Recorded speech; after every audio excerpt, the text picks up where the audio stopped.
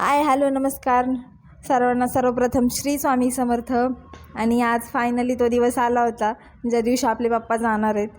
आपले पप्पा आज त्यांच्या घरी जाणार आहेत. तर आता परत तो दिवस की जे आपलं मखर रिकामं होणार. आपण वर्षभर त्यांची एवढी वाट पाहिली. पप्पा आले पण 10 दिवस थांबले आणि आता पप्पा त्यांच्या घरी चालले पण. तर आरती वगैरे करून झाली होती आणि महेश आला होता. महेश म्हणजे माझ्या मामाचा मुलगा. दरवर्षी न चुकता विसर्जनाला तो असतोच.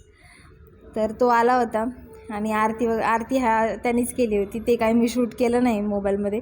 आणि आपले पप्पा मी तुम्हाला दाखवते. इकडे यांचं फोटो काढायचं चाललं होतं. हे बघा आपले पप्पा किती छान दिसतात. आणि त्यानंतर पप्पांना आज आर्यनच घेऊन चालणार होता विसर्जनाला जाताना.